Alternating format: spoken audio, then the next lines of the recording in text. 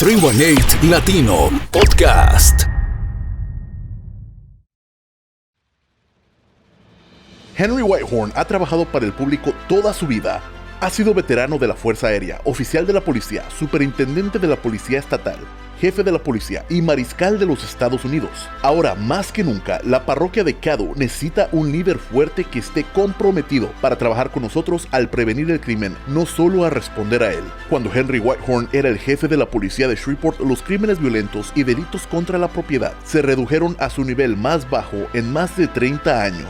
Como sheriff, está comprometido a sacar a los delincuentes violentos de las calles y trabajará con las agencias de servicios sociales y legisladores locales para crear programas juveniles que respaldan el desarrollo positivo de nuestros jóvenes y los mantenga fuera de problemas. Vote por la experiencia comprobada el 14 de octubre. Henry Whitehorn, número 74 en su boleta. Este anuncio fue pagado por el comité para elegir a Henry Whitehorn como sheriff de la parroquia de Caddo.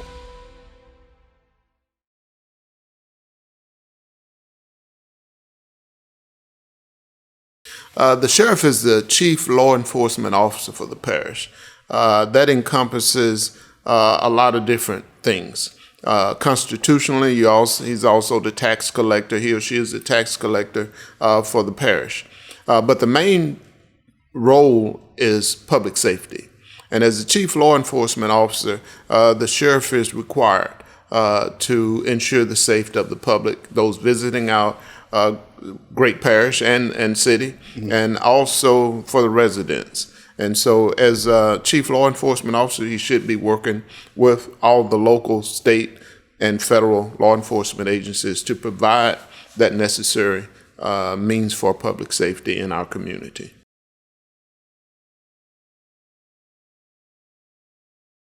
The people in this community has been asking me to run for sheriff for the last 3 terms. That's about 12 years. And I've always said no.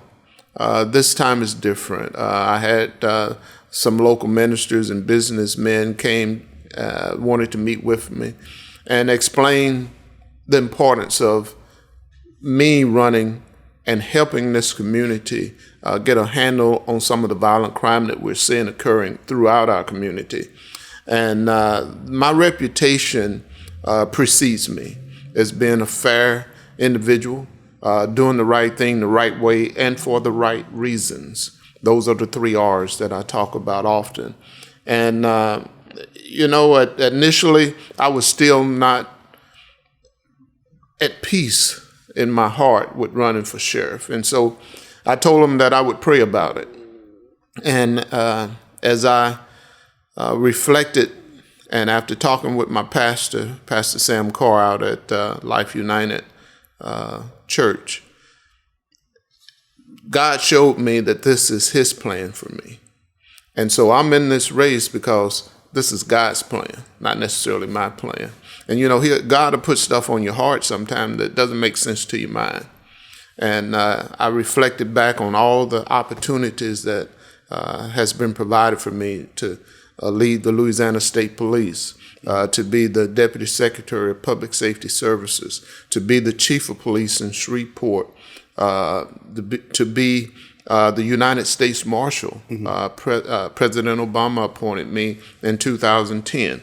And then from there to be the CAO for the city of Shreveport. All of that was in preparation for this position as the Caddo Parish Sheriff. Those leadership roles, those administrative roles, those law enforcement roles. That's 40 years, 4 decades of law enforcement experience and leadership that I bring to the table.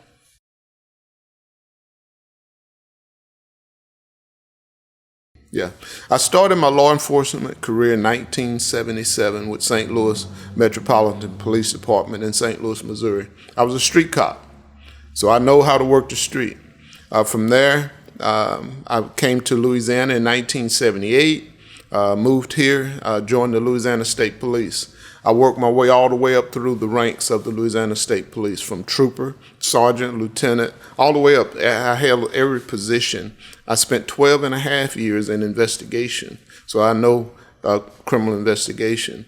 I retired from Louisiana State Police as the State Police Superintendent. That means I ran the entire state police operation. I was also Deputy Secretary of Public Safety Services, which covered the State Fire Marshal, the Gaming Control Board, the Office of Motor Vehicles, the State Police Crime Lab, the Data Services, Management and Finance. From there, I was the Chief of Police here in Shreveport for 3 years. While I was Chief of Police, we had the lowest crime in over 30 years under my leadership. I was appointed after that by President Obama to United States Marshal for the Western District of Louisiana. And that covered 42 of our 64 parishes. And so I had an opportunity to work with all of the law enforcement agencies in those 42 parishes to help them with their crime problems, arresting violent felony offenders. And that role also is similar to the sheriff because it also handle the court system and protection of the court process on the federal level, which we had 5 courthouses. In Caddo, we only have 3. We've got the main courthouse, we've got juvenile court, and then we have Second Circuit Court of Appeals. And from there, I was the CAO for the city of Shreveport, covered all of the departments, wrote the budget. So I'm familiar with I'm the only candidate in this race that has written a budget in excess of $500 million. When I was with the state police and deputy secretary, we had over $1 billion in budget that I was responsible for. So I've got the experience, I've got the leadership, both law enforcement and administrative, to handle this current role as sheriff.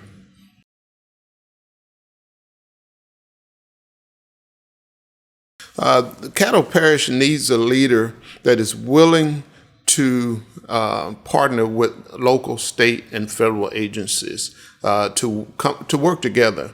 This is not the time has passed for one agency to be able to handle the crime situation that we have. We have to be willing to work together, and I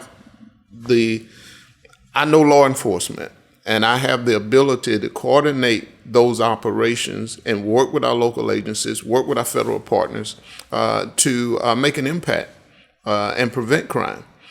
We do a good job responding to the crime after it happened, but we're not doing a very good job of preventing the crime before it occurs. And so I believe in force multipliers. When I say force multipliers, we can take a small number of deputies, small number of SPD officers, small number of maybe city marshal, small number from Louisiana State Police, and those small numbers add up. So that now you have a force, you have a team that can go to different hotspot areas where crime is occurring and prevent that crime from taking place. You know, when people see law enforcement, that's a deterrent factor in itself. And so we just have to be able to put cops on the dot, so to speak. We know that most of the time crime is occurring in blocks. We get repeat calls to the same locations over and over again. So we know what those locations are. They're occurring in large complexes. So we know what those locations are. And it's a small number of individuals that's actually committing the crime. So you have to have some focused deterrent opportunities to get a handle on what's occurring in our city. And I know how to do that.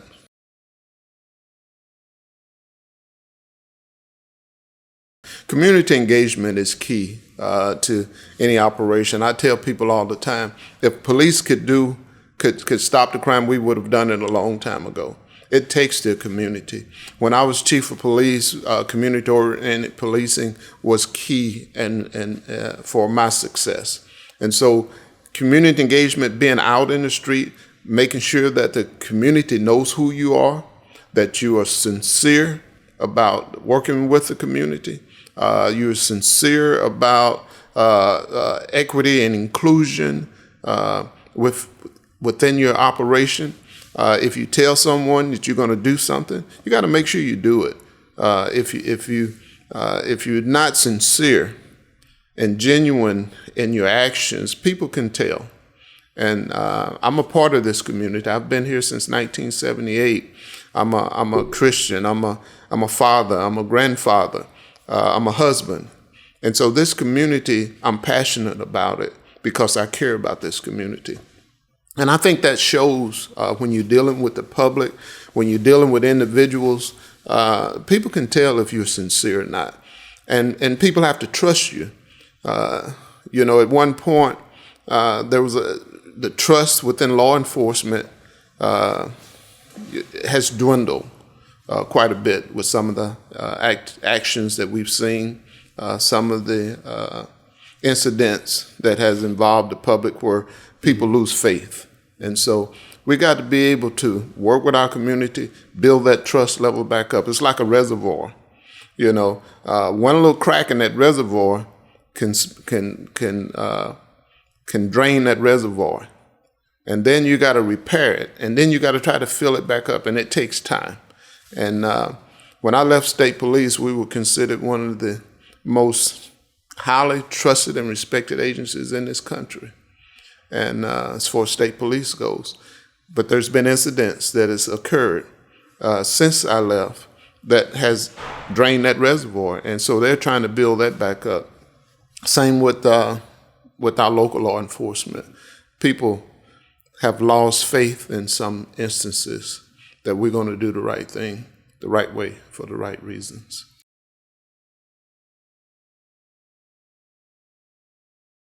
They have to be involved in our law enforcement operations. I'd like to see diversity within our ranks, and that's not happening right now. We've got to be able to get out in our community and recruit qualified, interested people that want to be in law enforcement, because it's going to take all of us. We all have to work together to improve that climate, that community-oriented policing climate. And so my commitment is that during our recruitment efforts, I'll work with groups like yourself and others to ensure that we are inclusive. Our diversity is our strength. And a lot of people don't recognize that. But that's our strength in our community. And so we have to be inclusive. And I plan to do that in every aspect of our operation.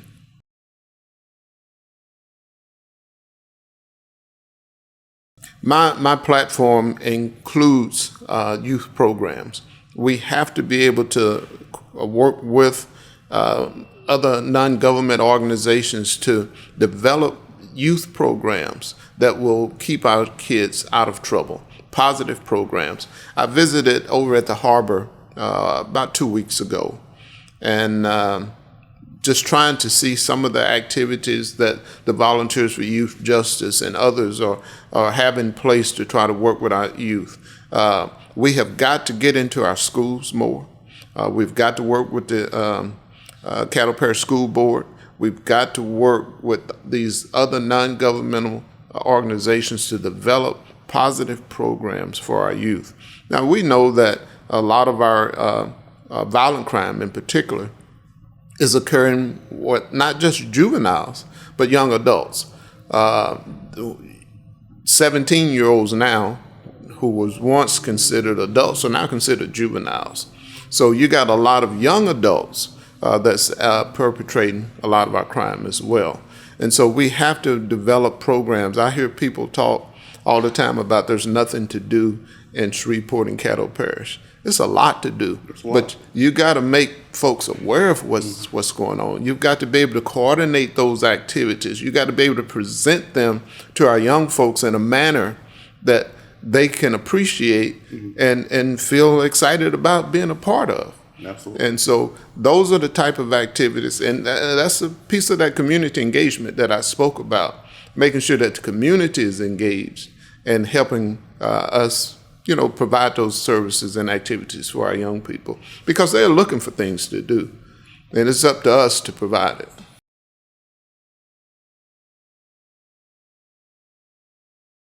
I'd like to, and I hadn't really spoke much about this because, people will take your ideas and turn them into something, and sometimes steal them.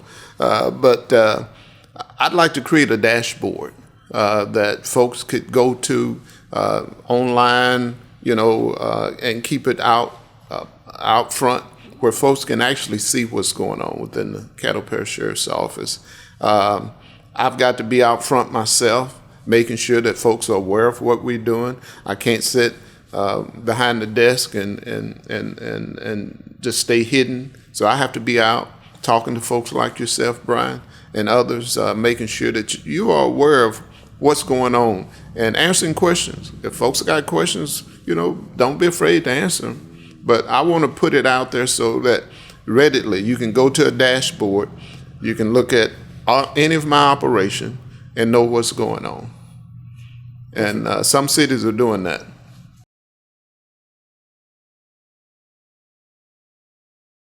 Yeah, well, you got several dynamics working here. The first thing you need to understand, or the public needs to understand, is there are different standards for policing and adjudication. Mm-hmm. Police, we arrest people all the time. We arrest people based on probable cause. Probable cause simply means that there is a 50% probability that Brian committed the crime that I said Brian committed. I hope Brian hadn't committed anything. But it's only a 50% probability that you did what I said you did. The burden of proof to keep you incarcerated is proof beyond a reasonable doubt. That's a high standard. I went from 50% to 100% that you did it. And so we have to prove that. In many cases, we're arresting people on the 50% probability. We can't prove proof beyond a reasonable doubt. And so those folks are back out of the system. They're in the system again. And you see folks with multiple arrests that the court said we could not say that they definitely committed the crime. Mm-hmm. So you got folks with rap sheets now. In law enforcement, and I've been in law enforcement over 4 decades, I've seen folks arrested that probably shouldn't have been arrested. But they got rap sheets now. I was at the harbor. I mentioned I was at the harbor the other day. There was a young lady, juvenile, that got arrested for something that she should never have been arrested for. So that child has a rap sheet, a juvenile rap sheet now, an arrest record for something that should never have occurred. When we convict someone, that's where the reentry comes in and the rehabilitation. And we at Caddo Parish do not have an adequate reentry program. The state requires us to have it because we're housing DOC inmates at our facility. We had a work release program where folks could be preparing themselves for reentry into our community. The work release program was shut down. So the people that need it didn't have access to have a job where they can go out and earn some money so that they can put some money on their books. So when they come out, at least they got something that they could provide for themselves and or their family for a short period of time. That was stopped. So now if a person is released from custody, they don't have any money. A person's dignity is important. If you're released from custody and you don't have money to take care of your family, you don't have a job because folks don't want to hire you because you've got a record, you're going to take care of your family one way or the other. And many folks revert back to crime. We have so much mental problems in our correctional facilities. A lot of people that's in there have mental issues that are not being addressed, that needs to be addressed. We have probably in our DOC and correctional environment, we're handling probably 80 to 85% of mental cases that we have to be able to figure out a better way to handle. There's so much going on in our correctional environment that impacts a person's ability to reenter society. and be productive individuals. There's a group called Out for Life that's working throughout the country that's trying to help rehabilitate those inmates so that the recidivism rate can be reduced. I worked with Pastor Murphy Hunt before he passed on a group for Out for Life. There's a Project Clean Slate that I tried to bring to Caddo Parish when I was chief of police to give folks an opportunity to cleanse their records.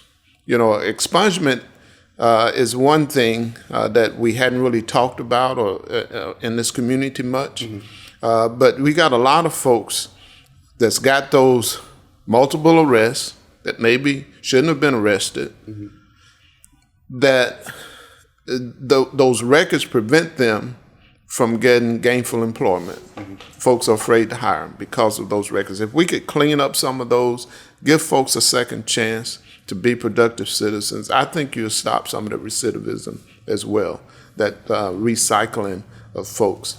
And then you've got others that has been incarcerated over and over again, and they function better incarcerated, so they'll commit a crime just to go back in. And so we have to be able to deal with those mental cases as well.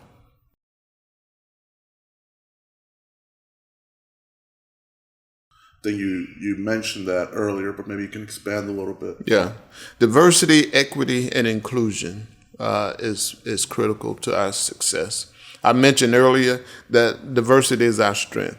We have to be able to go out into our community as a whole and recruit qualified applicants to serve in.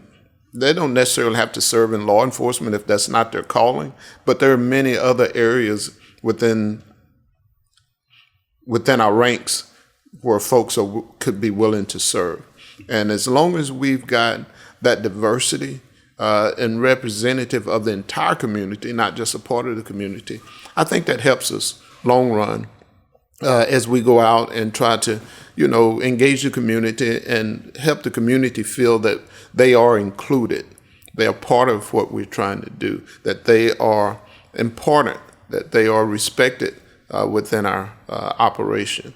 And so those are the things that I bring to the table. I've done it before, and I will continue making sure that we're doing the right thing, the right way, for the right reasons.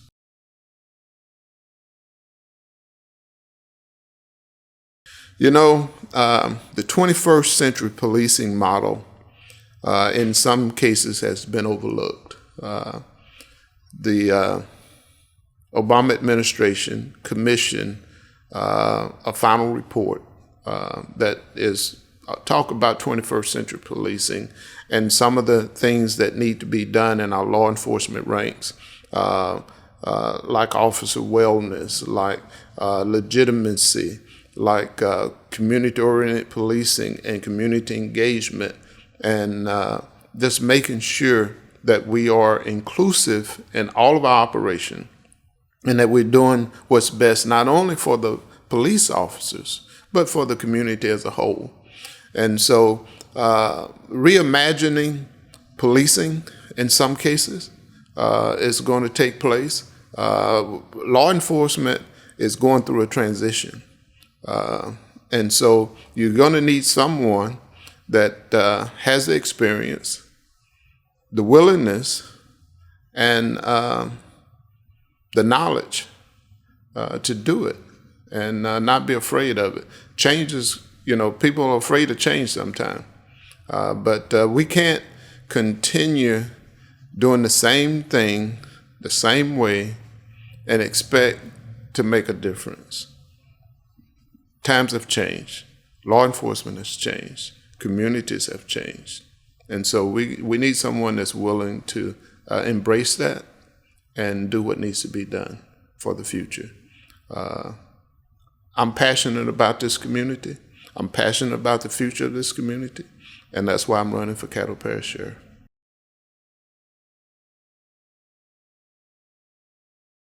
I will make sure that as we reach out to the media, that 318 Latino is part of that operation, and that we will keep 318 Latino involved with any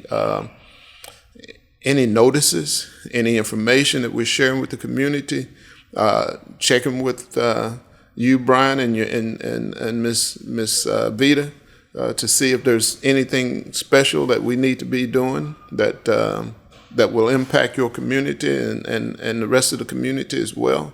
But we will be inclusive in our entire operation. That's for sure. Thank you very much. That's a commitment.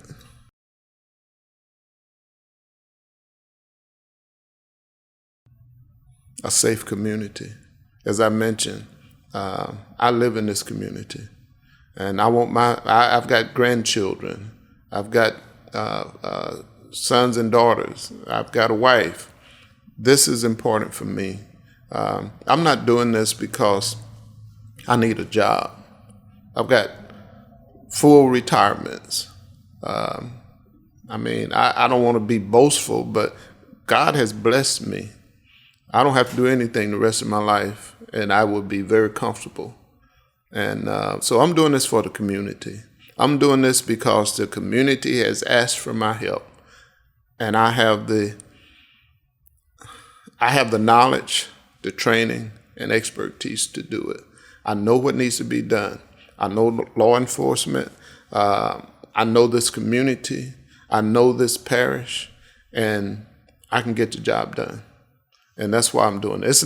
I'm not doing it for me. I'm doing it for y'all. Thank you very much, Mr. Whitehorn.